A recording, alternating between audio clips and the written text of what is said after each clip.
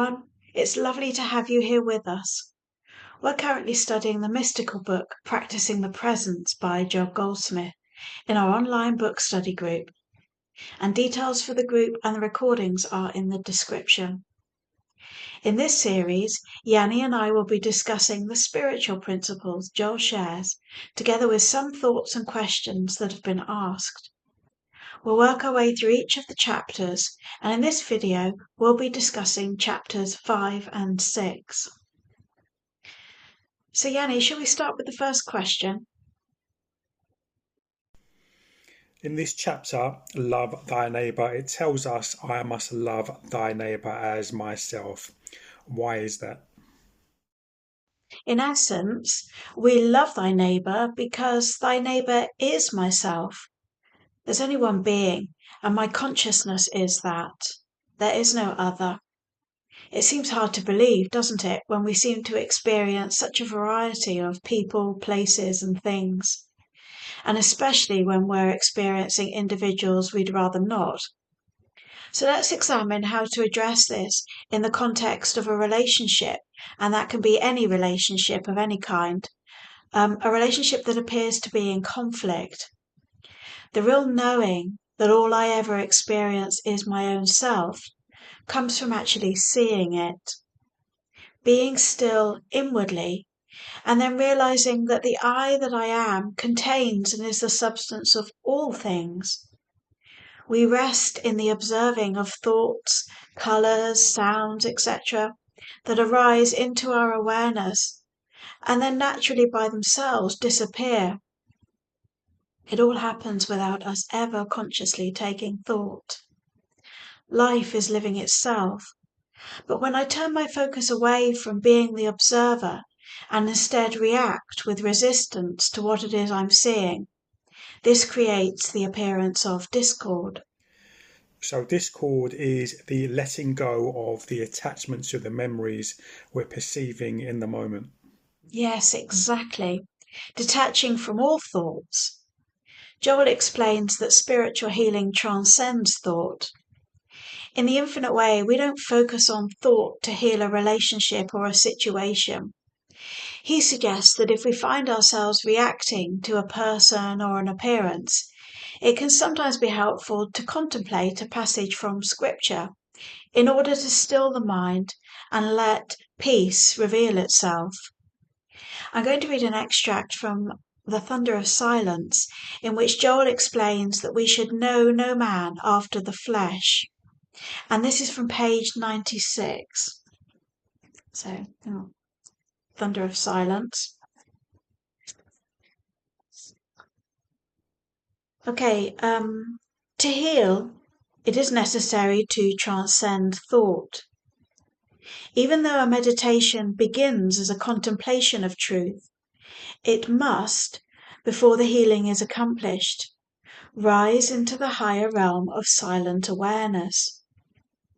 At the beginning of a healing meditation, a passage of truth such as, "Henceforth know we no man after the flesh," may come into thought.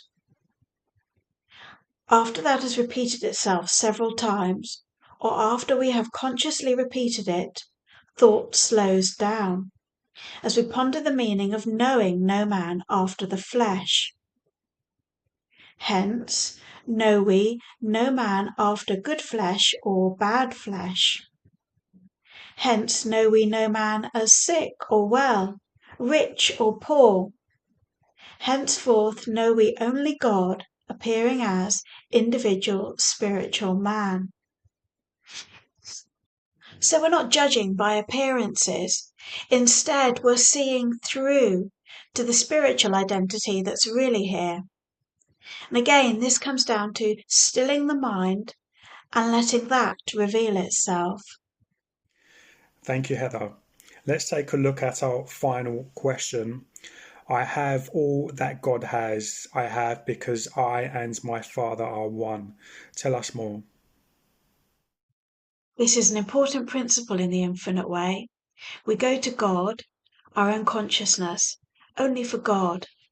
The forms are the added things that Luke refers to in the Bible.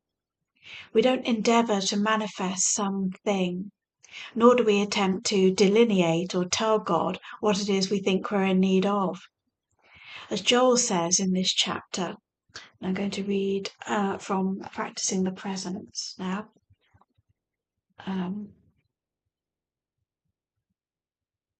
This is page 83. There is no record in the entire New Testament of the Masters seeking health, wealth, recognition, reward, fame, payment, or gratitude.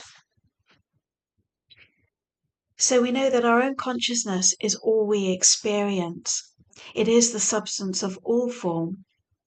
Our consciousness is a self-sustaining, omnipresent intelligence.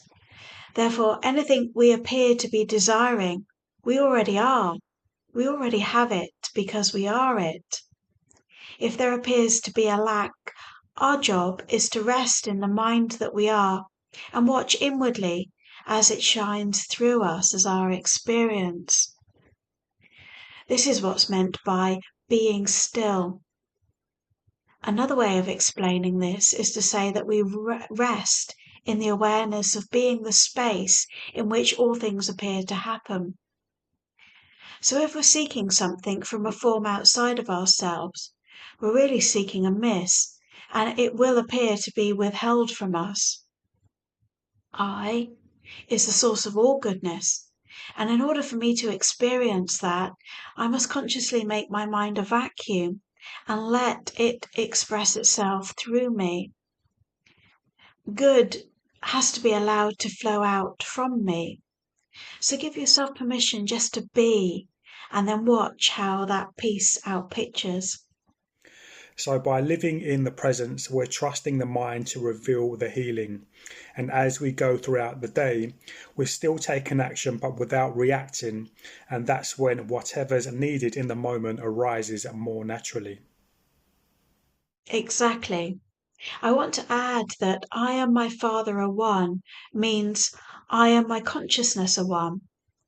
Language and misperception have fooled us into believing that we experience something other than our own being. We appear to experience different people, places, and things, but really we're only experiencing ourselves. We may think in terms of me and my body, but really there's only me appearing as my body.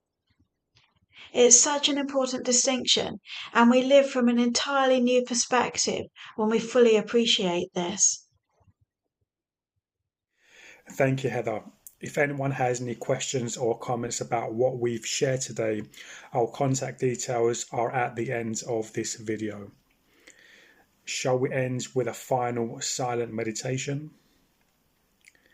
You may like to gently close your eyes and be still for a few moments in any way that has meaning for you.